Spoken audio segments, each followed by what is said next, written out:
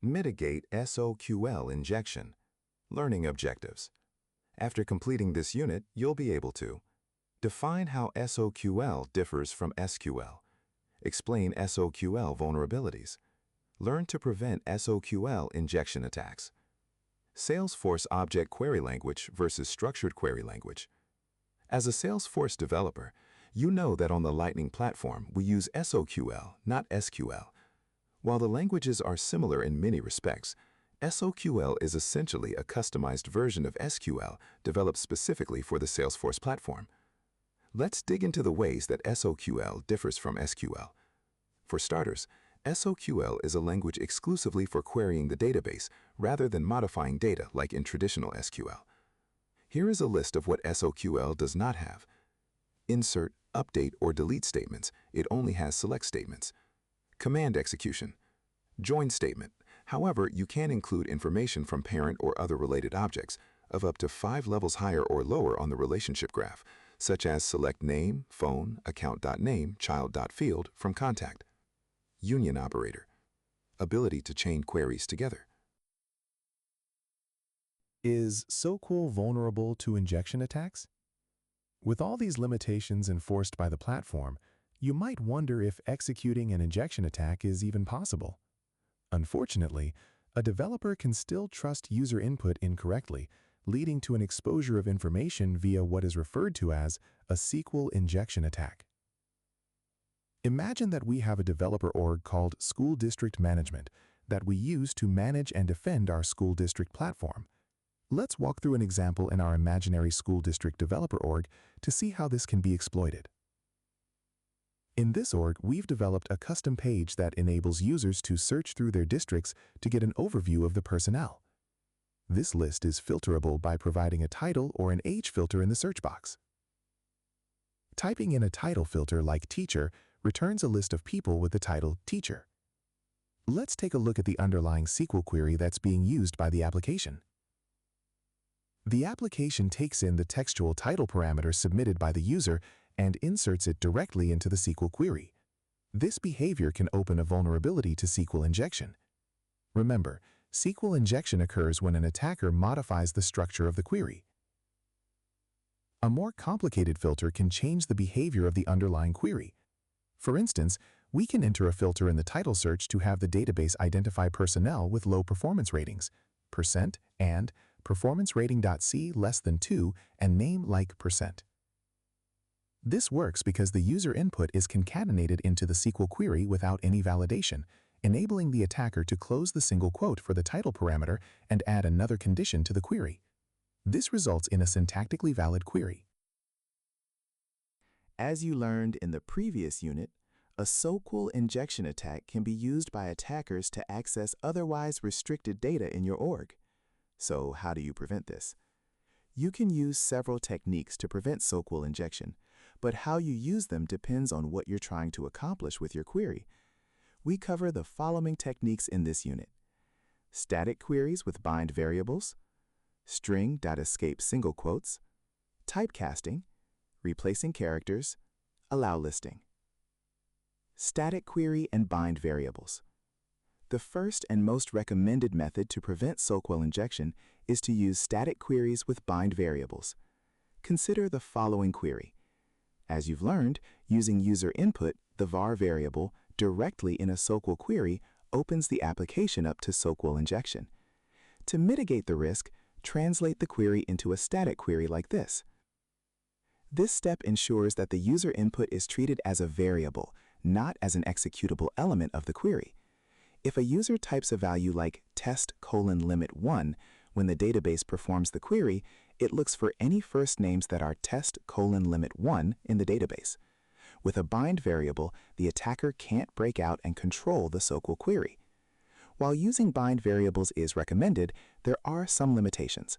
They can only be used in the following types of clauses: the search string in find clauses, the filter literals in where clauses, the value of the in or not in operator in where clauses, enabling filtering on a dynamic set of values. Note that this is of particular use with a list of IDs or strings, though it works with lists of any type. The division names in with division clauses, the numeric value in limit clauses, the numeric value in offset clauses. However, you can use other mitigation techniques if bind variables aren't possible in your code. Typecasting. Another strategy to prevent SOQL injection is to use typecasting. By casting all variables as strings, user input can drift outside of expectation. By typecasting variables as integers or booleans, when applicable, erroneous user input is not permitted. The variable can then be transformed back to a string for insertion into the query using string.valueof. Remember, with dynamic queries, the database.query method accepts only a string. Once again, we would use our imaginary school district developer org to search personnel by providing an age filter value. If we enter a simple SOQL injection payload, 1, limit 1, and search, the query returns only one result because our input is treated as code. The Apex code would look like this. You can see that variable textual age is placed directly into the query, allowing our input to be treated as code. You can also see no single quotes around textual age in the query. If you were to test out string.escape single quotes, you would edit the controller and wrap textual age in string.escape single quotes. If you apply the same SOQL injection payload of 1 limit 1 to your search, you see that the SOQL injection still functions. The actual query with your SOQL injection would look like this. There are no single quotes within this query, so string.escape single quotes has no effect. You need another solution to prevent SOQL injection. You would want to edit the controller again and remove string.escape single quotes. Then you'd want to find the variable declaration for textual age and change it from string to integer. Age is an integer, so this typecasting is appropriate. Because the query is expecting a string, but textual age is now an integer, you need to wrap textual age in string.valueof as follows. If you submitted your SOQL injection payload 1 limit 1 in the search area again, you would see an error rather than an SOQL injection. 1 limit 1 is not considered an integer, so the SOQL injection is prevented. Typecasting can be used to prevent many kinds of SOQL injection where the user is not entering text. Escaping single quotes. Another cross-site scripting XSS mitigation option that is commonly used by developers who include user-controlled strings in their queries is the platform-provided escape function string.escape single quotes. This function escapes any instance that it finds of a single quote mark in the string using the \escape character. This prevents an attacker's input from being treated as code by constraining them to the boundary of the string. Let's walk through an example. Similar to the previous SOQL injection example, but in this case, you search for personnel by title. Let's see if our previous payload would work in this case to leak information about low performers in the school district. Our previous payload, %, and performance rating.c, 2 and name like %, returns a single result as before. However, through SOQL injection, we've learned a piece of information we were not supposed to know. The Apex code for this would look like the following. The search string textual title is placed directly into the query string, allowing user input to be treated as code and enabling this SOQL injection. Because the variable is wrapped in single quotes in the final query, we can fix this SOQL injection through string.escape single quotes. In the example above, replacing the where clause with the following code wrapping textual title with string.escape single quotes will prevent an attacker from using SOQL injection to modify the query behavior. This time, we're using string.escape single quotes to make sure the user-provided single quote is escaped to appear as data rather than as a query control character. Thus, the application is no longer vulnerable. However, it is important to point out that this solution applies only to strings. Not all variables are strings, and not all SOQL injection attacks require using a single quote character. Other solutions are required to prevent SOQL injections in these types of code. Replacing characters. What if you have a scenario in your code where string.escape single quotes, typecasting, and allow listing are not valid defenses against SOQL injection?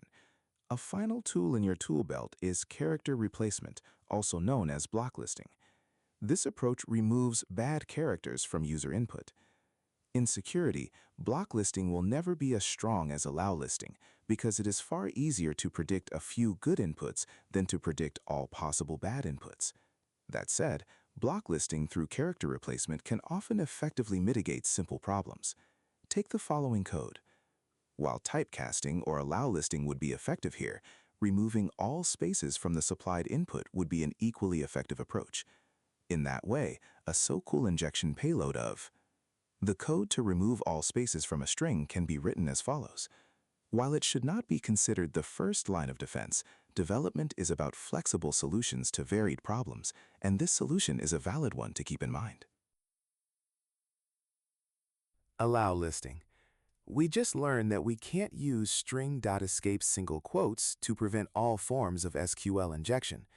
The previous solution of typecasting was effective only against non-string input. What if user-controlled values need to be text but don't have any single quotes? This often occurs when other query portions are put under a user's control, like the select fields or the from object.